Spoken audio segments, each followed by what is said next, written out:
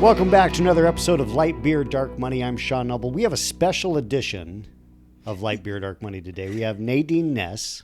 She is a conservative leader in Canada, and she happens to be in town just at the right time. Yes. Nadine, tell us a little bit about how you've become such a huge conservative voice in Canada. You've got tens of thousands of people who listen to your podcast and to your streaming. And you run an organization called Unified Grassroots, Yes. which is a conservative organization helping candidates at the school board level. Well, I'll let you describe it. But Sure. How did you get into it? And then we definitely need to talk about what's going on. Oh, yes. Oh, yes. There is so much drama, so much tea in Canada right now. And you know, I was so excited coming here because it's all the talk, too, in the U.S. right now with Trudeau. Like, all the biggest commentators and conservative commentators are talking about it. And it's incredible how much influence it's having on Canada. But, yeah, I'll start with who I am. So I have a funny background. I worked for the federal government for a little bit, became a cop. So I did that for almost seven years. And I ended up having a condition where, you know, sometimes God closes a door to get you ready for something else. Yep. Well, I had a fainting condition. We couldn't figure it out, and I was wheelchair bound. So I had to leave my police career. We couldn't figure out how to fix it. And so this was shortly before COVID. Turns out I'm cured now. It was a thyroid condition. But at the time, doctors couldn't figure it out. So I left my career. And then COVID hit. And my husband was a doctor. He's still a doctor, I guess. He is a doctor. He's a family doctor. And when COVID hit, at first we were like everyone else, just went along with it. And then certain things we're starting to realize it wasn't making sense. But where the line was crossed for us was my daughter struggled with mental health. She had OCD and anxiety long before COVID. And when COVID came, everything we were teaching her not to do or to fight against, they were pushing everywhere and in the school. And she started going downhill to the point at the end of the first COVID school year, they deemed her medium to high risk for suicide. And it was at that moment that the school year ended, she got better. And just a week before it started again, they announced they were bringing it all back. And I'm like, we need to do something about this because I don't want to lose my daughter. They need to, yes, COVID is an issue. I'm not saying COVID doesn't exist, but the effects that this had on our kids, they weren't at risk from COVID. Right. We know there's a certain group in society who is, but kids weren't one of them. So we decided to do something about it. And a lady posted on a town page in Langham, Saskatchewan, where I'm from, and said, when's the next school board meeting? And at this point, my husband and I were like, okay, we're going to do something about it. So I messaged her, like, are you on the same page? Because at the time, you don't know where people stood. Nobody could talk about it.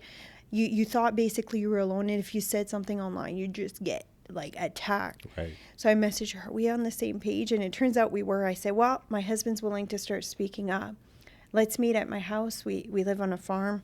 We have a decent sized house. We could fit maybe 10 parents. So whoever reaches out to you here, it's hard to get to my house. So I said, I'll start a Facebook group just to share my address and direction. Just add the parents in there, not thinking anything of it. It was a private Facebook group. In 24 hours, it grew to 850 parents within our school division alone. Wow. And then I quickly erased my address, right. And we ended up renting a hall in some school.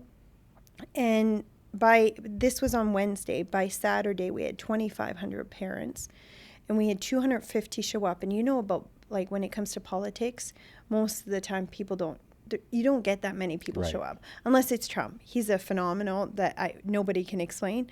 But yeah, we had 250 parents, and everyone was giving me money for the hall, and I didn't want people to accuse me of stealing. I'm really hard on accountability. I'm like, well, how do we make this accountable? So we started a nonprofit organization.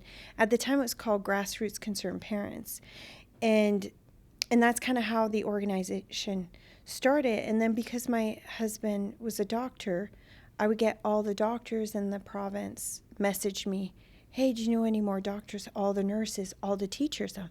And then this was around the time everything got insane in Canada. They were implementing vaccine passport, all of that. Some people were getting threatened their job loss. So we ended up starting groups within the profession. So each profession had a group that we added all these people to. So there was 44 different groups, and it spread throughout the province. Why is that something different? Well, if you look at, I don't know how it is in the States, but in Canada, the freedom movements were very fractured, very internal fighting, external fighting. Everyone wanted to be on top. And you'd have people in the small towns, but we just grew throughout the province, even without tapping into that. So there was never an issue of inner fighting, and it just grew and grew and grew.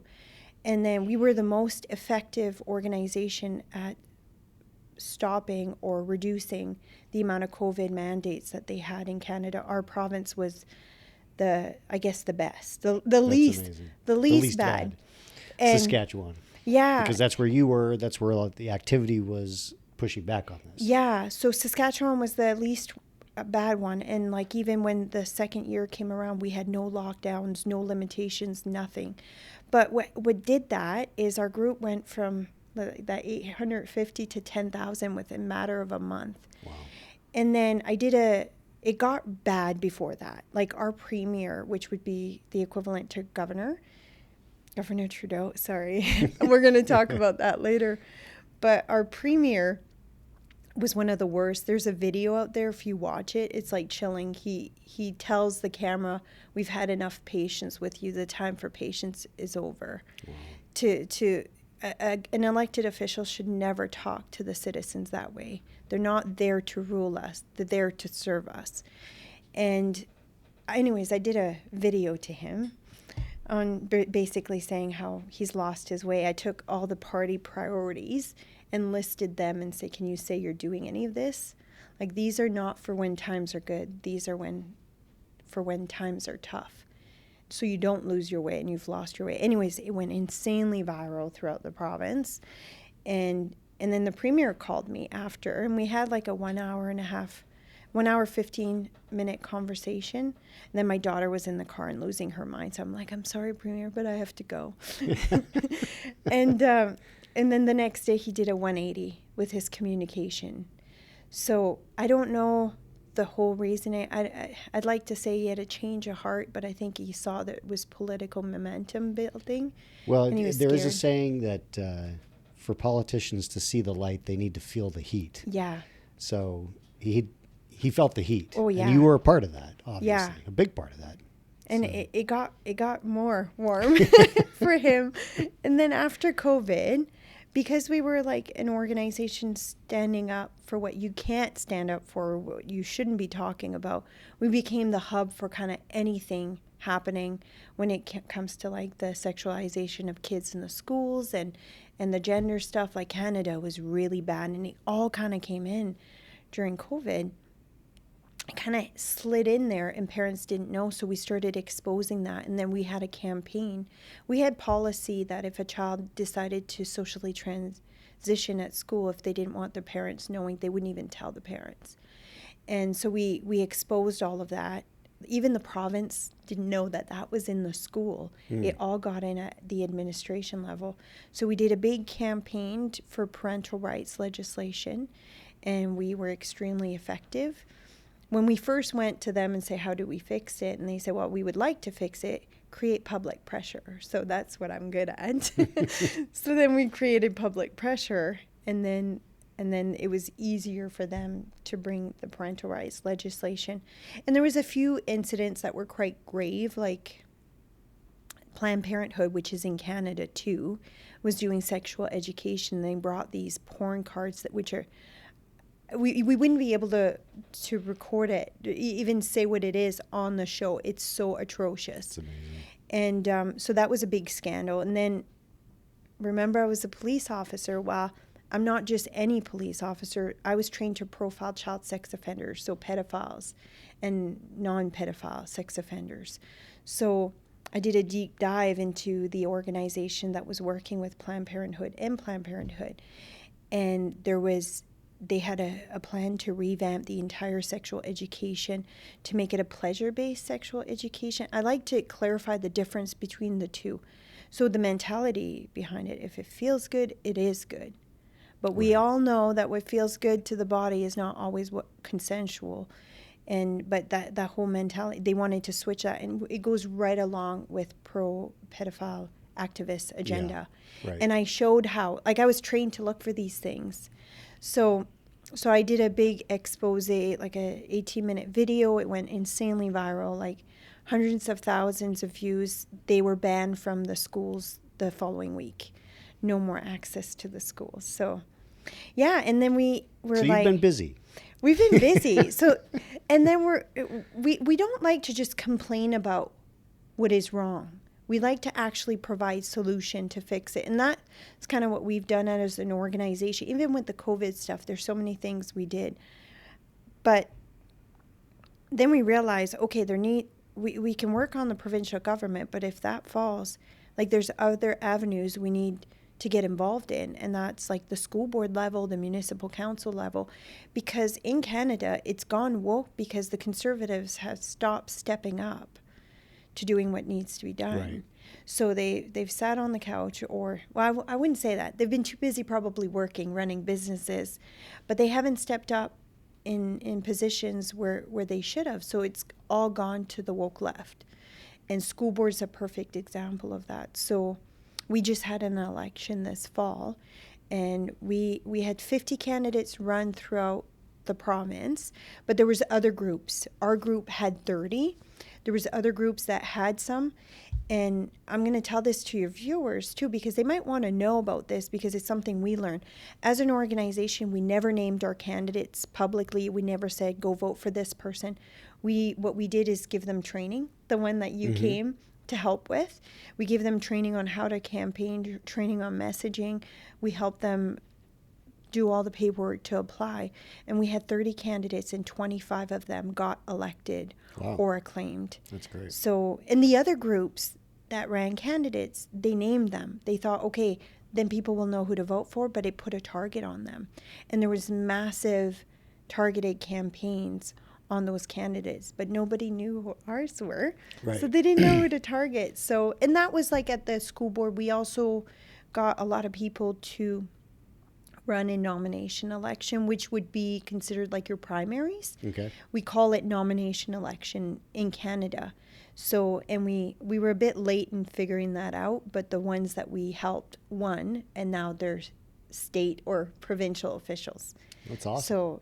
So that's what we're doing, and it's been really successful. Yeah. So I don't know if I guess you guys are so organized here, though. Yeah, it may seem that way. Well, there's so many organizations. There's a lot of organizations. Not all of them communicate with each other. You know, we have a lot of infighting. We suffer from. Are bad for that. And it's, I think, I go back. This has been going on for decades, but as conservatives, we are generally viewed as individualists. Yes. And so we're not collectivists. Mm-hmm. And so everyone has their own ideas, and they think their ideas are better than others. And so there's competition for that. Mm-hmm. And so we tend to have less unity in that kind of stuff than the left, because the left is, as you know, are a bunch of socialists and collectivists, and, just follow the, sheeple. So we go through that. It may seem like we're organized. We have some good times. This last election obviously was very good for conservatives. It was a big win across the country, but it portends badly for Trudeau. And you see what's happening in Germany and France and other places. What is happening in Canada? How is this? I know Canadians pay attention to American politics way more than Americans pay attention to Canadian politics. So a lot of our listeners and viewers are not going to really understand, why is Trudeau in trouble? Or how did someone like that get elected? Well, yeah. Okay, I'll admit something to your viewers. I used to be a former lefty. I actually voted. Well, I think some of the best conservatives in the world are that. I mean, that's, you go back a long time, the transformation that people go through, they always say converts are the most committed. And the best at messaging, because they know how the other side thinks. But yeah, I used to be on the left. I voted for Trudeau the first time around. And I'll tell you what happened. So in Canada, I'll give you guys the landscape. We don't have Fox News. We only have mainstream media, and they're all left. There's a few like alternative media voices that have started to rise since COVID, but still it's just online. There's none on TV. So you don't get the other kind of side of the conversation. And because of that, most are really brainwashed. And I'm not saying that to say Canadians are dumb or anything. It's just that's what they're exposed to. I used to be one of those. And we had Harper before Trudeau, and they demonized Harper. They made him out to be a cold, heartless, like just bland person that just doesn't care about Canada. And it's not the case at all. But I remember I was brainwashed by that. And then you have Trudeau who does like selfie. He's very charismatic, like good looking, although I don't find that anymore. I find him repulsive now. But at the time, that wasn't what it was. He was very charming. And Canadians were so disenfranchised with Harper, they voted for Trudeau.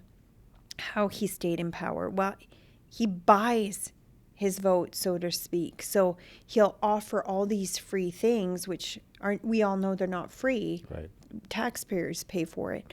But he'll do that, and he'll do very divisive politics. So he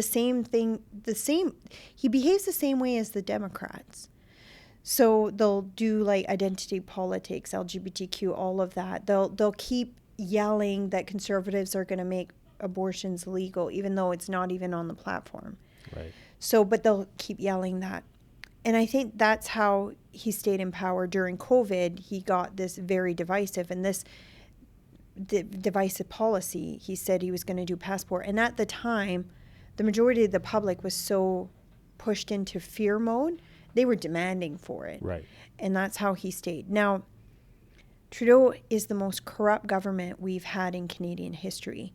There's been hundreds and hundreds of scandals, corruption, where it's been exposed. And he's like Teflon Trudeau, like it just slides off.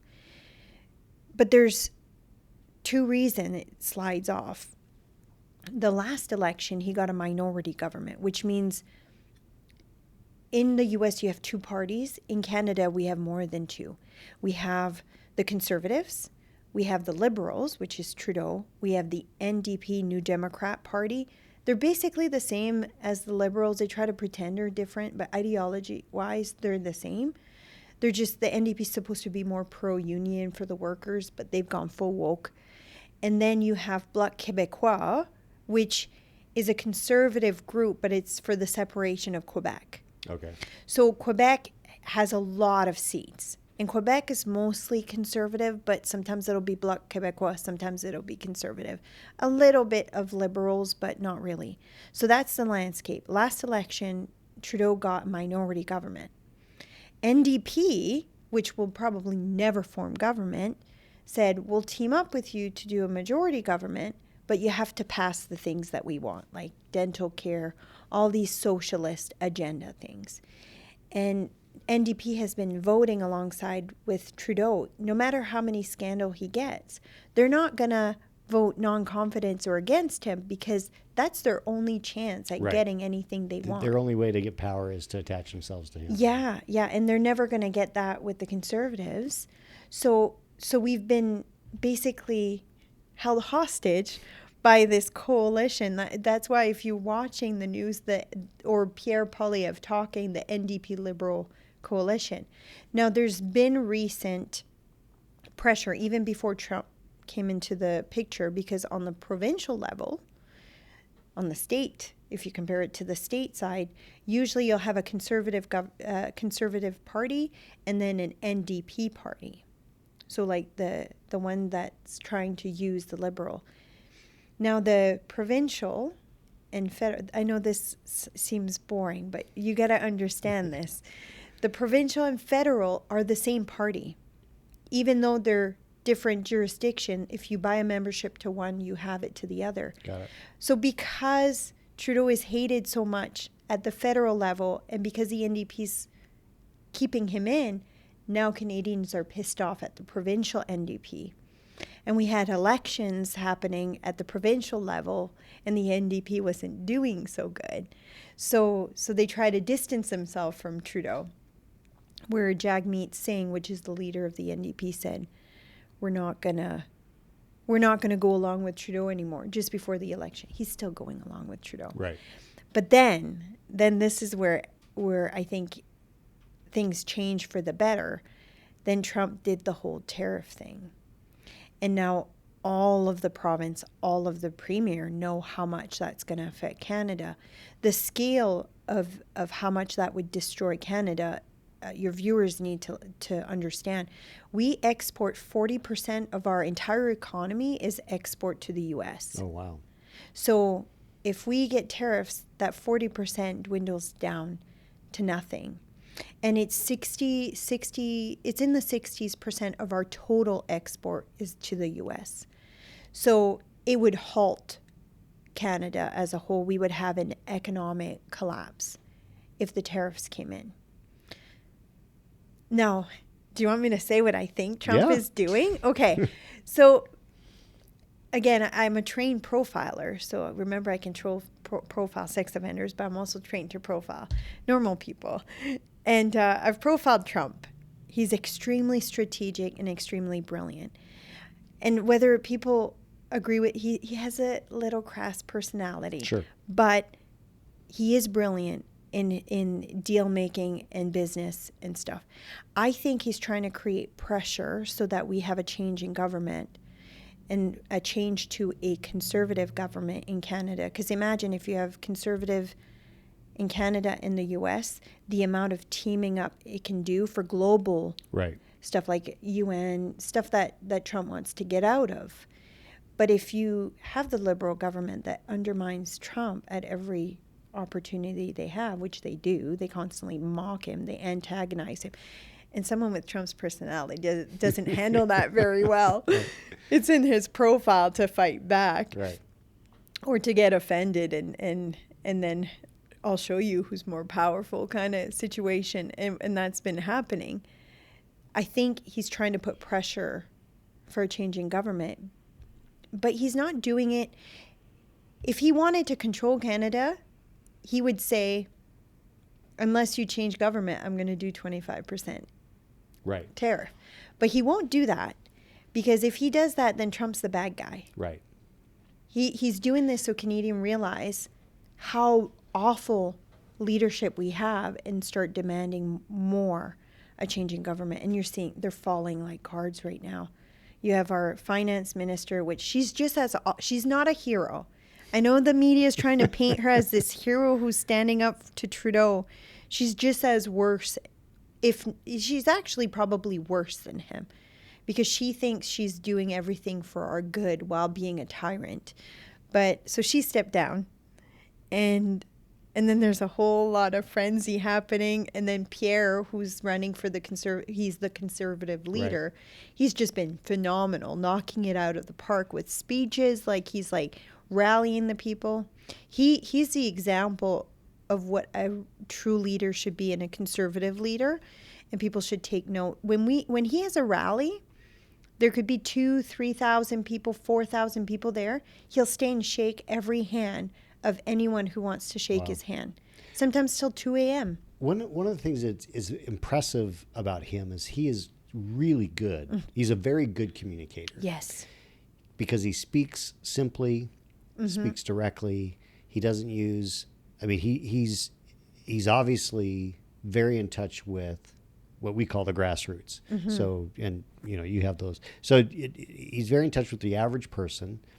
And I've watched different speeches and things that he's done on YouTube, and he's a extremely impressive politician. Someone that I actually think, a lot of our politicians ought to look to on how to be a good communicator. He's not just a good communicator. He's mastered social media. Again, we don't have any media on our side. They just attack. He has to do everything through social So media. he's done everything through social media, and it's like viral content after viral content. I don't know if you saw the apple eating one. So for your viewers who may not have seen it, just look up Pierre Poilievre apple eating. He was getting interviewed for this is the backstory. I'm going to tell you the backstory that I know, because I know a lot of people within the party, but he was getting interviewed for a written article. So it was never supposed to be recorded, but because media twists everything, his team records every interview he does so that they can release it if it gets twisted. And so they were recording. That's why he's eating an apple. It's just supposed to be a written article.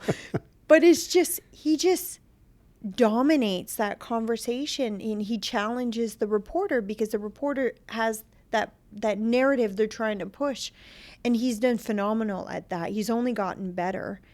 But in Canada, conservatives were afraid of doing that before. Yeah.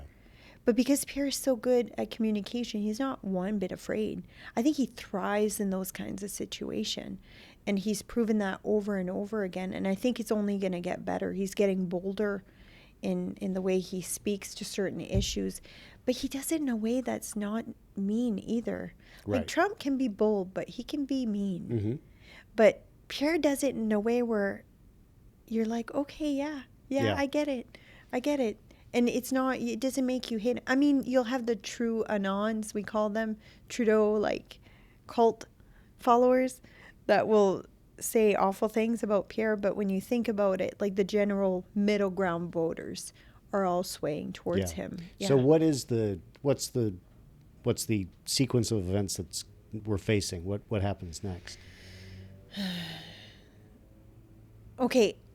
Some people are saying Trudeau's going to step down.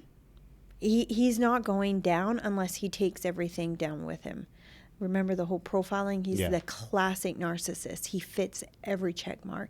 He doesn't think he's doing anything wrong or has failed. He thinks just the people who are yelling at him are a small minority, that most people love him. So I don't think he's going to step down. You saw like I don't know if you saw it, but he did a speech like the following day after the whole drama that happened with Chrystia Freeland stepping down. And he's like as if nothing happened. So I don't think he's going to step down. We have potential option.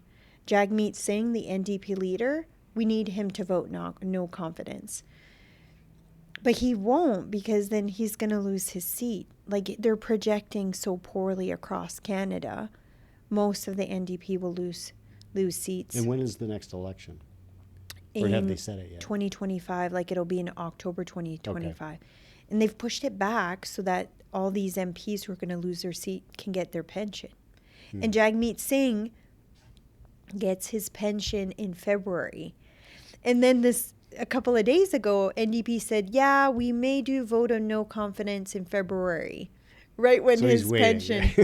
But the funny thing is people are like, okay, well, if you want your pension, there's like these big money people that says, here's a pot for your pension if you do no confidence now. We'll give it to you, money. Wow. Instead of the taxpayers, but it still hasn't worked. I don't think he will, because I don't think it's the money. I think Singh doesn't want to let go of the power. Yeah.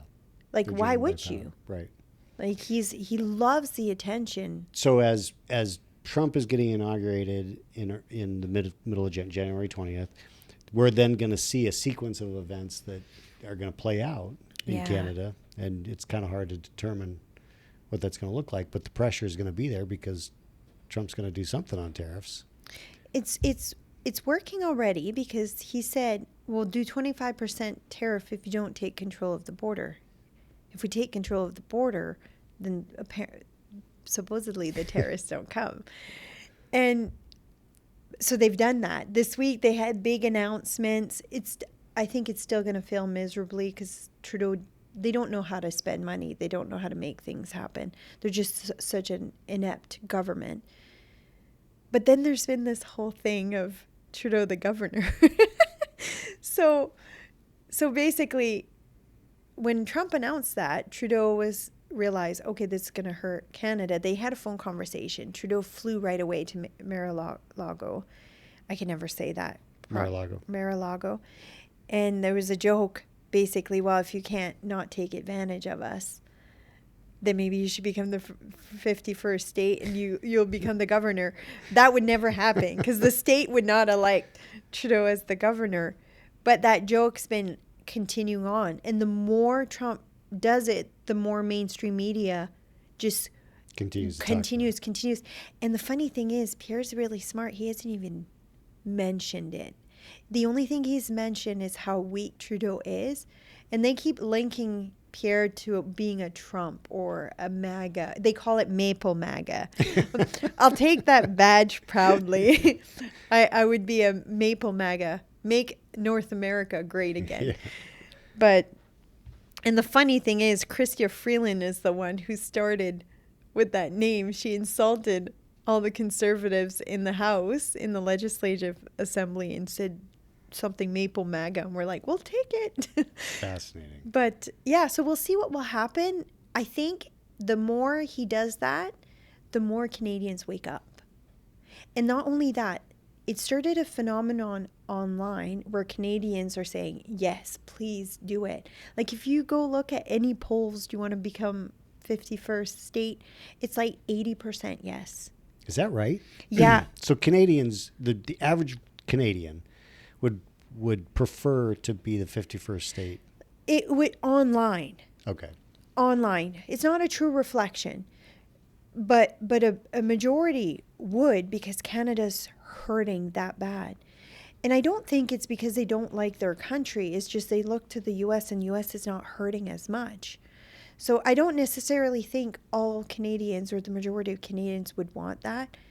But online it looks like it. And that was a huge shock to a lot of people, including politicians like Pierre. I can imagine. So, and he's been talking about it. He's like, Canada's so broken that the most patriotic people are now yelling yes to join the U.S. It's economic reason. It could be because our economic powers or the most powerful economic industry have been completely stifled under Trudeau, like our oil and gas. Well, and I mean, you look at the system of government that's going on in Canada and the way that he's handling it. I mean, and then you look at what's happening in the U.S. right now.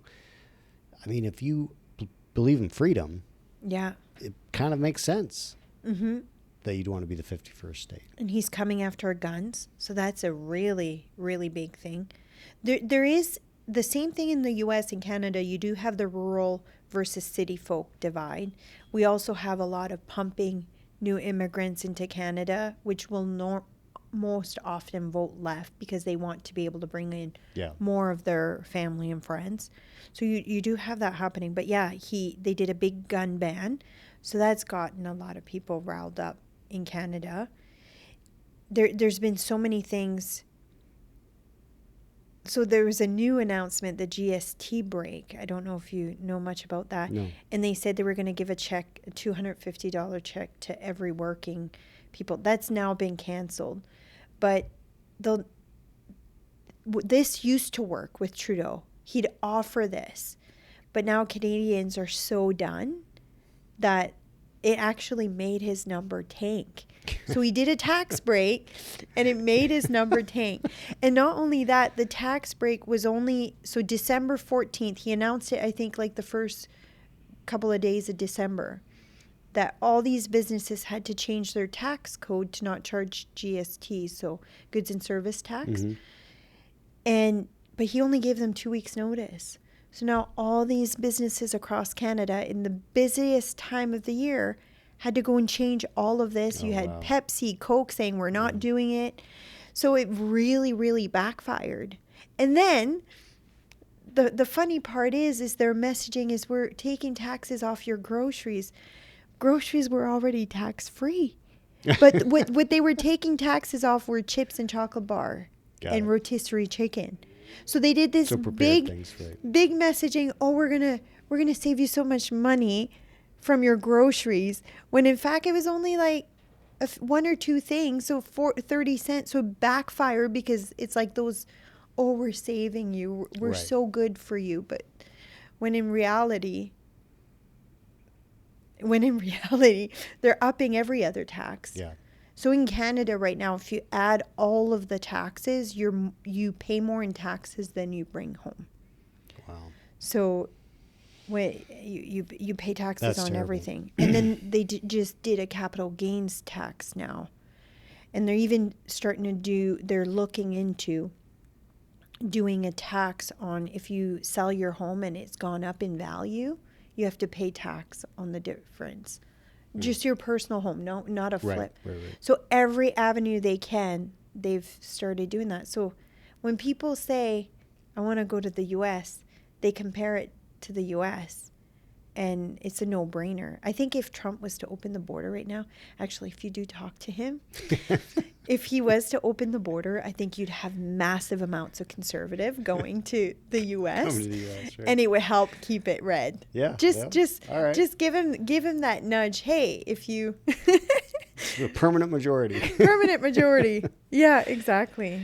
Well, Nadine, where can people find you?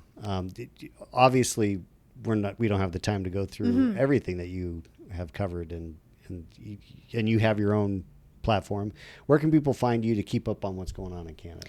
Yeah, I'm on social media like Twitter, Facebook, Instagram, although I'm too old for Instagram. I don't know. The younger generation has caught up to it. I still have it on YouTube. And you just search Nadine G as in golf Ness. So Nadine G Ness.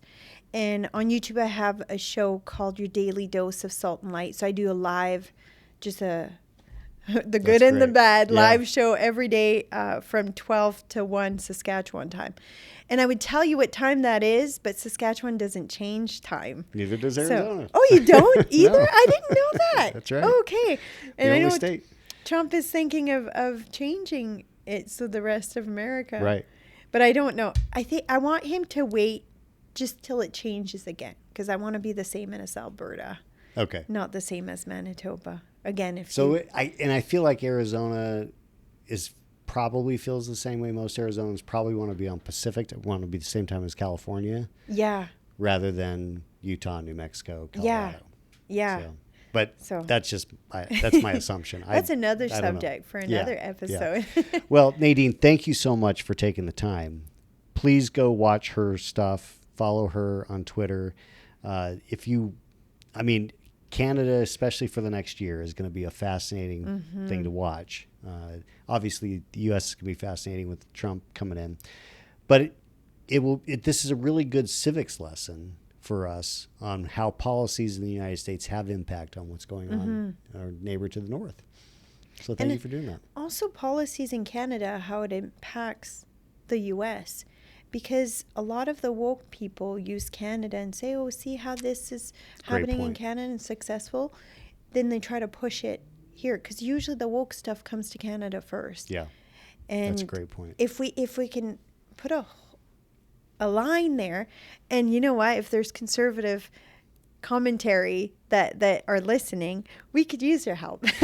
Talk more about what's happening in Canada, and I think it'll stop it from going across the border into the U.S. So it's a great point. Yeah. Good. All right. Well, thank you, Nadine. Thank you so much for having me. Thanks, everybody. Have a good one. See you guys.